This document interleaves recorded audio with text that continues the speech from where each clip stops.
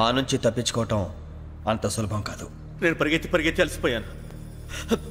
ఏం కావాలి? నీ ప్రాణం అక్కర్లేదు, నీ ఆస్తి అవసరం లేదు. ఏదో అవసరానికి 2000 అప్పుడైతే ఇలా చంపేపోతారని జీవాజీ. ఆయన అప్పు తీసుకున్న తప్పించుకుని తిరగాలి కానీ ఆపేసి మీకు అక్కడ పెట్టండి. కొత్త అప్పు ఇవ్వకూడదని. ఇదిగో వెంకీ, కావాలంటే నీకు ఇచ్చిన పాత బాకీ మర్చిపోతాను, నన్ను వదిలే. మీరు మమ్మల్ని వదలనా? మేము మిమ్మల్ని వదలలేమండి. మీ దగ్గర అప్పు తీసుకున్న నిజం మమ్మల్ని నీలా వెంటాడు. అందుకు నన్ను ఎంత ఆడుతున్నారా? నన్ను అంతగా అయిపోలేదు. ఉండి లేదంటే మొత్తం లేకుండా పోతారు. ఇప్పుడు మీకు ఇస్తే జరిగేది అదే.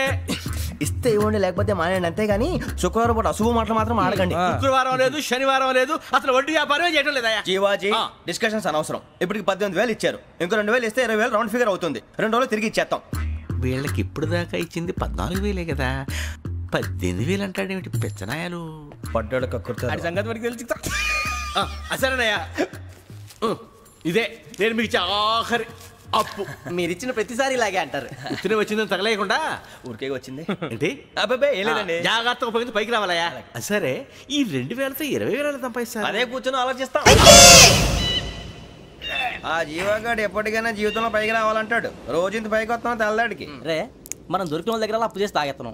ఇలా ఎన్నాళ్ళు ఇచ్చేవాళ్ళు ఉన్నన్నాళ్ళు తెలిసిన వాళ్ళందరూ అయిపోయారు, ఇంకెవరు మిగిలారా? అందుకే నేను ఎప్పుడు అంటూ ఉంటాను సర్కిల్ పెంచమని. ఒక 2 పెంచుకుందామన్నా ఎవడు కోఆపరేట్ చేయట్లేదా?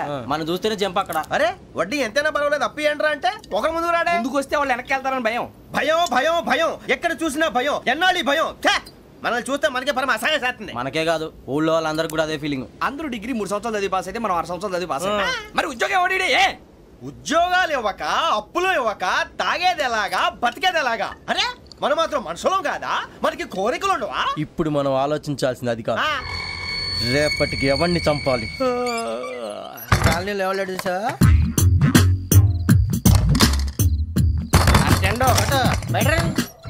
నువ్వా వెంకీ?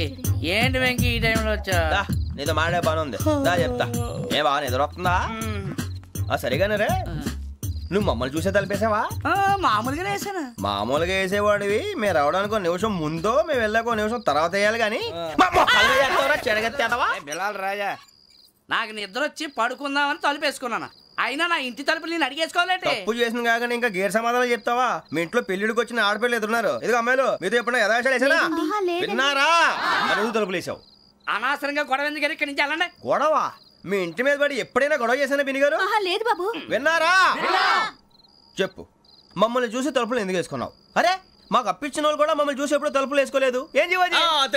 మరి నువ్వు ఎందుకు వేసుకున్నావు? బాబు టప్ అయిపోయింది, బుద్ధి తక్కువ వేసాను చాలా. అంటే మా మోకాల మీద తలుపులు వేసామని ఒప్పేసుకుంటున్నావు? ఒప్పుకుంటున్నాను. సరే ఇప్పుడు చెప్పు, మా మొఖాల మీద తలుపులు వేసేంత తప్పు మేము ఏం చేసామరా? తప్పైపోయిందని అంటున్నారు కదా, వదిలేయండి బాబు. అదే తప్పు మేము చేసి మమ్మల్ని వదిలేయమంటే మీరు వదిలేస్తారా బిని గారు? తప్పని ఒప్పుకుంటున్నాడు కదా అయ్యా. ఇప్పుడు టైం 11 అయింది, వెళ్ళి పడుకోండి. 11 అయిందా? కొమ్ము ఉంచాడు కదా. నాకు సంబంధం ఏంటి? ఉంది, సంబంధం ఉంది. 11 గంటలకి నా క్లోజ్ ఫ్రెండ్ ఢిల్లీ వెళ్తున్నాడు. 5,000 అప్పిస్తానని ఎయిర్పోర్ట్ రమ్మని చెప్పాడు. నీ గొడవలో పడి ఆ సంగతే మర్చిపోయాను. ఇప్పుడు నాకు జరిగిన నష్టానికి భర్తీ ఎవరు చేస్తారు? మీరా మీరా మీరా? ఎవడు పడితే ఎందుకు చేస్తాడా భర్తీ? భలే వాడి నువ్వు. తప్పు ఎవడు చేసా వాడే చేస్తా. దానికి కారణం ఈ 10 మనిషే కదా. వాడే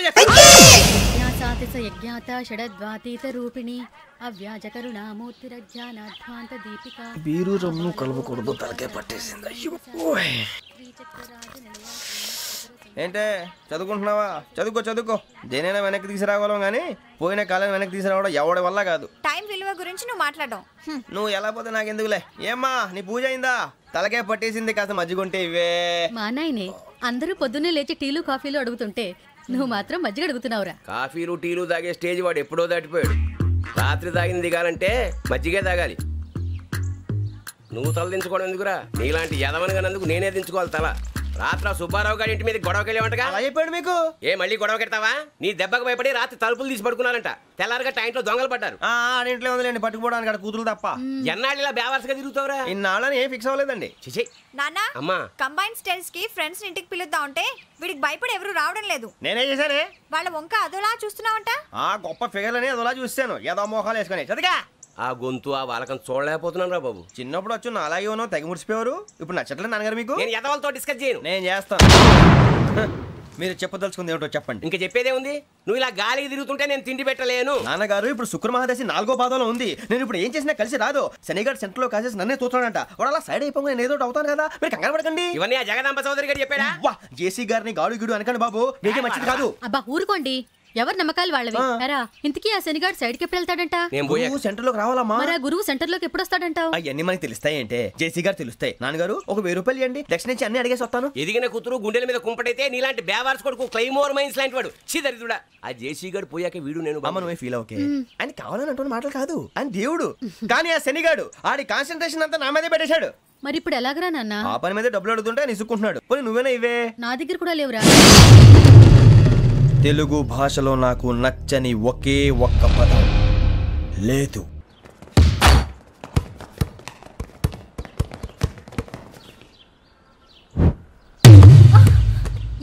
అరే సూరే, బాల్ తీసుకురారా. సారీ ఏదో బాలి బాస్కెట్ బాల్ మాలాంటి వాళ్ళు ఆడాలి. మీలాంటి మాసిన కొడుకులు ఆడితే ఇలాగే ఉంటది. ఇలాగే ఇలాగే ఉంటది. అమ్మాయిల ముందు ఫోర్స్ కొడతావా? ఆహా, అయితే నిన్ను కొడతా.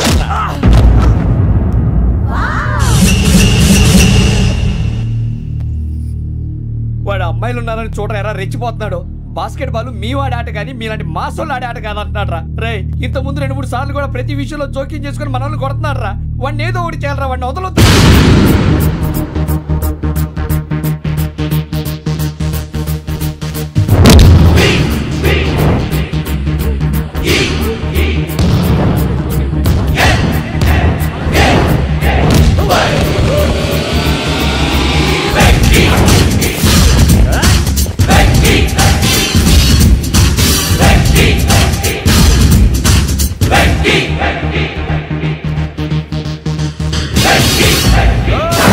ఆడపిల్లలంటే ఎవరికైనా దెబ్బ తగిలితే అయ్యో అంటారు, మీకేమో ఎవరైనా కొడితే కామెడీ. కొట్టిన వాళ్ళు మీ దృష్టిలో హీరోలు. ఇప్పుడు నేను పచ్చడి కొడేస్తాను, నేను హీరోని అయిపోతానా? ఏంట్రా రెచ్చిపోతున్నావు? మాకు ఛాన్స్ ఇవ్వా? అసలు వచ్చిందే నీకోసం. మా వాడి బ్యాక్గ్రౌండ్ తెలియక అడమే చేసావు. ఇప్పుడు నీకు అప్పుడు అయిపోతున్నా రే. వాడి బ్యాక్గ్రౌండ్ సరే, అసలు నీ బ్యాక్గ్రౌండ్ ఏంట్రా? నాకు సెపరేట్ బ్యాక్గ్రౌండ్ అంటూ ఏం లేదురా. నేను ఎక్కడ నిలబెడితే అదే నా గ్రౌండ్. అంత పొడింగువా? తెల్దా?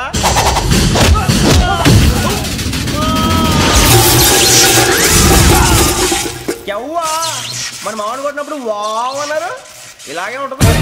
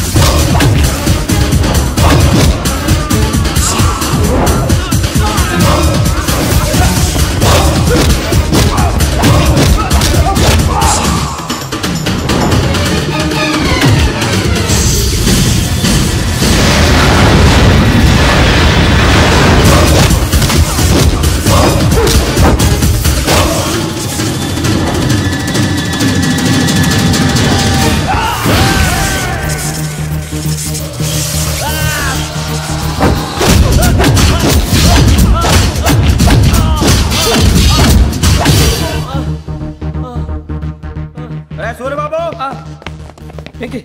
ఇందాక నేను కొట్టినప్పుడు నీకే అనిపించిందిరా? కుమ్మేయాలనిపించింది. మరి కుమ్మే. అమ్మో కుమ్మో. నిన్ను అమ్మాయిని పట్టుకొని అలా కొడితే ఏ తగ్గుతుందిరా ఆడికి? అసలు ఎక్సైజ్ బాడీ ఏదవుది తప్ప చెప్తాను. కొడితే మడతడిపోవాలి. మాస్తో పెట్టుకుంటే మడతడిపోద్ది. ప్రపంచంలో ప్రతి వాడు ఏదో పని చేసుకుంటున్నాడు, మనం తప్ప. మా కాంట్రాక్టర్ తో చెప్పి పని ఏదైనా ఇప్పించరా? ఎలాంటి పనులు మేము చేయం. డిగ్రీలు బిఏ, నేను ఎంఏ. ఎలా ఇచ్చాడేంట్రా?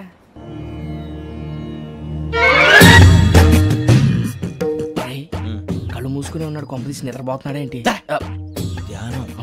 కళ్ళు మూసుకొని ఎవరినో కాంటాక్ట్ చేస్తున్నారు. అవునా? అబ్బా. రామ్ ప్రసాద్, నీకు నిజం చెప్పాలంటే బాధగా ఉంది, కానీ చెప్పక తప్పదు. ఎందుకంటే అది నిజం కాబట్టి. Correct sir, correct. ఏంటి సార్ అది? నీకు 40 ఏళ్ళు వచ్చే వరకు కష్టాలు తప్పవు గురూజీ. అవి మామూలు కష్టాలు కావు, అష్ట కష్టాలనే చెప్పాలి. ఉదాహరణకు అవి ఎలా ఉంటాయంటే, దొరక్క నీకు ఫుడ్ దొరికితే అది నీ నోటికందే లోగా నీ కాలో నీ చెయ్యో తగిలే మట్టిపాలైపోతుంది. నీ వాకలికి తట్టుకోలేక అప్పు కోసం ఎండను పడి వెళితే అక్కడ తాళం వేసి ఉంటుంది. మరో కఠోరమైన నిజమేమిటంటే, నీ దరిద్రాన్ని చూసి భరించలేక నీ భార్య లేచి వెళ్ళిపోతుంది. ఒక్కతేనా ఎవరితోనన్నా? తప్పు. అతని దురదృష్టాన్ని చూసి ఎగతాళి చేయకు రమణ. Sorry sir. ఇదయ్యా రాంప్రసాద్, నువ్వు ఈ 40 ఏళ్ళు ఈ నరకాన్ని అనుభవించక తప్పదు. 40 ఏళ్ళ తర్వాత అలవాటైపోతుంది. ఇక నువ్వు వెళ్ళొచ్చు. ఏమో వెంకటేశ్వరరావు, కులాసైనా రమ్మన్నారట. నీకు శుభవార్త చెబుదామని పిలిపించాను. ఏంటి గురూజీ? నీకు శుక్రమహాదశ ప్రారంభం అవబోతుంది. అంటే శనిగా సెట్ అయిపోయినట్టేనా? ఆల్మోస్ట్ అయిపోయినట్టే. మీరంతా టోపీలు పెట్టుకునే ఉద్యోగాలు కూడా చేసుకుంటారు. ఇప్పటిదాకా మేమందరికీ టోపీలు పెట్టాం కానీ మాకు మేమే టోపీలు పెట్టుకుంటాం ఎప్పుడు అనుకోలేదు గురూజీ. అదే విధి. మరి ఇప్పుడు బిల్ల బంటోతు నుంచి బీట్ కానిస్టేబుల్ వరకు అందరికి నెత్తిమి టోపీలు ఉంటాయి. అందులో ఏ ఉద్యోగం? ఎస్ఐ గారు కూడా టోపీ పెట్టుకుంటారు తెలదా? ఏది మన చదువులకు ఎస్ఐ ఉద్యోగాలు ఇస్తారేంటి? గ్రహాలు శాసిస్తున్నప్పుడు చదువులతో పని లేదు. ఏబిసిడీలు చదివినా చాలు మీ జీవితాలు విచిత్రమైన మలుపులు తిరుగుతాయి. మీకు విపరీతమైన ఫాలోయింగ్ వచ్చేస్తుంది. మీరు చాలా ఫేమస్ అయిపోతారు. వింటానికి చాలా బాగుంది. ఇప్పుడు మమ్మల్ని ఏం చేయమంటారు గురూజీ? ఏమీ చెయ్యదు, వెయిట్ చేయండి. కాలం కలిసి వస్తే అదృష్టమే మిమ్మల్ని గేలం వేసి పట్టుకుంటుంది. అంతవరకు వెయిట్ చేయండి. వెయిట్ చేసి కొంచెం వెయిట్ కూడా పెరిగింది. అయినా పర్వాలేదు, వెయిట్ చేస్తాం. అందాక ఏ అప్పు సపోర్ట్ చేసుకుని తాగుతాం, బ్రతుకుతాం అన్నట్టు. అప్పు అంటే గుర్తొచ్చింది. అప్పు మీద మీ అభిప్రాయం ఏంటి గురూజీ? ఏంటరా ఇంత నుంచి మీకు ఎదుగుతున్నాను రా. ఇక్కడేం చేస్తున్నారు? మన టైం బాగుందిరా. ఎవడన్నా అప్పిస్తున్నాడా ఏంటి? కాదురా, ఉద్యోగాలు ఇస్తారమ్మన్నాడు గురూజీ. చూసారా, చౌదరి గారు చెప్పింది నిజమే. మరి శుక్రమహాదేశ్ మొదలైంది. ఇంతకీ ఎవరా మహానుభావుడు? నమస్కారం. అయినా నేను చెప్పింది. ఆహా, సాక్షాత్ ఎంప్లాయ్మెంట్ ఎక్స్చేంజ్ నడుచుకుంటూ వస్తున్నట్టు ఉంది. పదండి పట్టేద్దాం. నమస్కారం సార్. నమస్తే. వీలే సార్ మా ఫ్రెండ్స్. నమస్తే. నేను చెప్పానుగా, భగవాన్ గారు. ఆహా, పేరులోనే దేవుడు ఉన్నాడు. లోపల కూడా పాజిటివ్ థింకింగ్ ఎక్కువ. ఇంతకీ మీరు ఇండియానా చైనీసా? India sir. మా ఫేస్ చూస్తారు అనిపించలేదు మీకు? భలే కామెడీ ఫీల్ ఉన్నాడు. నేను అడిగేది ఇండియన్ రెస్టారెంటా చైనీస్ రెస్టారెంటా అని. నేనేది ఓపెన్ గా డిస్కస్ చేయను కదా. పేరు చూసుకుల్లో డిస్కషన్ పెడతాడు అనుకుంటే వీటేంట్రా హోటల్ అంటున్నాడు. బాబు ఎట్ ఫీల్ అవుతున్నాడు? అంతా మీ ఇష్టం అంటున్నాడు సార్. ఫస్ట్ చైనీస్ రెస్టారెంట్ కి వెళ్దాం. నెక్స్ట్ అక్కడ డిసైడ్ చేద్దాం. చాలా ఇబ్బంది పడుతున్నట్టున్నారు. నువ్వు చేత్తో తినే బాబు. నేను జనరల్ గా చైనీసే ప్రిఫర్ చేస్తాను. ఫ్యాట్ కంటెంట్ తక్కువ ఉంటది కదా. రేపు నుంచి మేము కూడా ఇదే ఫాలో అవుతాం. ఎంతకీ మీకు స్టీల్ ప్లాంటా, షిప్ యార్డా, ఏషియాడా, జింక, బంకా? హెచ్పిసిఎల్. ఇవన్నీ దేనికి సార్? దేనికేంటి? ఉద్యోగం చేయడానికి. మీకు ఎందులో కావాలో చెప్పండి. నేను అమలపోతున్నారా? ఏంటయ్యా డిస్కషన్స్? మాకు నీ ఛాయిస్లు ఉంటాయి అనుకోలేదు. మీరు సడన్ గా జింకు బంకు అంటే సింక్ అవడానికి కొంచెం టైం పట్టింది. అదే అదే జేసీ గారు టోపీలు పెట్టుకుని ఉద్యోగం అన్నారుగా. వీటిలో టోపులు పెట్టుకునే జాబ్లు ఎక్కడ ఉన్నాయండి? అన్నిటిలోనే ఉంటాయి, వాటిలో కూడా ఉంటాయి. వాచ్మెన్ ఉద్యోగం కావాలా? ఇంతకీ మీరు అనే జాబ్ లేండి సార్? నేను చెప్పేది టోపులు పెట్టుకునే ఉద్యోగం కాదు, టైల్ కట్టుకునే ఉద్యోగం. అది టైల్ కట్టుకోవటం మాకు రాదు. వాళ్ళు కడతారులే. ఇంతకీ మీకు జిఎం కావాలనా, ఏజిఎం కావాలనా? అట్లా పిలుస్తున్నాడు చూడు బాబు. జిఎం అడిగితే ఎలా ఉంటుందంట? ఏజిఎం అంటే వింటానికి కొంచెం పెద్దదిగా ఉంది. ఏజిఎం ఇప్పించండి సార్. అనుకున్నాను నువ్వు ఇది అడుగుతావని. జిఎం అంటే జనరల్ మేనేజర్, ఏజిఎం అంటే అసిస్టెంట్ జనరల్ మేనేజర్. తూచండి, మాకు జిఎంఏ కావాలి సార్. అది సరే కానీ భగవాన్ జీ, ఈ ఉద్యోగాలకి టోపులు పెట్టుకుని వెళ్ళొచ్చా? నీ ఇష్టం వచ్చినట్టు వెళ్ళొచ్చమ్మా. అయితే నాకు జింక్లో నాకు స్టీల్ ప్లేట్, నాకు బంకులో గానీ. కన్ఫ్యూజ్ చేయగానే ఆయన్ని అందరికీ ఒక చోట ఇప్పించండి సార్. కలిసి పని చేసుకుంటాం. జీతం ఎంతండి? 30,000 అంటే 40,000. వడ్డీ ఎంత? అప్పు కాదయ్యా, నీకు ఇచ్చే జీతం. అంటే తిరిగి ఒక్కలేదా? ఫ్రస్ట్రేషన్ లో ఉన్నట్టున్నాడు. అవునండి. నువ్వు ఇచ్చిన వాళ్ళు తీసుకోరు. అంతేకాదు ప్రతి నెల గ్రాట్యుటీ, పిఎఫ్, సిఎఫ్. సార్ నువ్వు యాక్ట్ చేస్తావా? భగవాన్ జీ, మీరు ఇదంతా ఎందుకు చేస్తున్నారు? ఊరికే మాత్రం కాదు, నేను మంచోడని చెప్పి నా కారు పెట్రోల్ లేకుండా వెళ్తుందా? నేను ఇచ్చుకోవాల్సినవి ఉంటాయి కదా. ఇలా చూడు, అందుకని ఉద్యోగానికి వాళ్ళ ఆకారం తీసుకుంటా. మా గెటబుల్ చూసి మీరు అపార్థం చేసుకుంటున్నారు. మాకంత పొజిషన్ లేదండి బాబు. ఓ నలుగురు కలిసి ఉద్యోగం చేసుకోవచ్చా? మీ దరిద్రం నాకు అర్థమైంది. మీ నలుగురు కలిసి ఓ 1,00,000 రూపాయలు ఇవ్వండి చాలు. నేను నమ్మనరా, డబ్బుల విషయంలో అసలు నమ్మను. నాన్నగారు మీరు అలా అంటాం భావ్యం కాదు. ఏదో జేసీ గారి సిఫార్సు వల్ల శని గారు సైడ్ అయ్యి శుక్రమహాదేశం మొదలైంది. ఉద్యోగం దానంతటి అదే వెతుకుంటూ వచ్చింది. అందుకని ఇంకేం కావాలో చెప్పండి. స్టీల్ ప్లాంట్ లో జీఎం అని పెద్ద పోస్ట్ అమ్మా.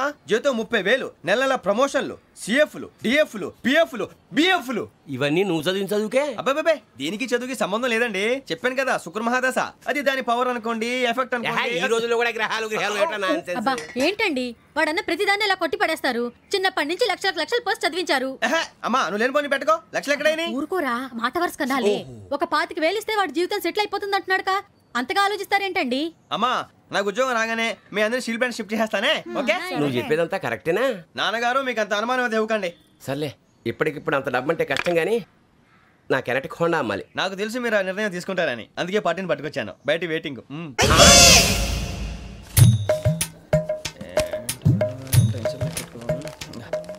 ఇవిగోండి. భగవాన్ జీ మీతో నాకు కుదరదండి, మీరు తేడా మనుషుల్లా ఉన్నారు. చూడటానికి అలా కనపడతాం కానీ తేడా మనుషులు కాదండి. ఇది ఎంతో లెక్క పెట్టండి. 5,000 తగ్గిందండి.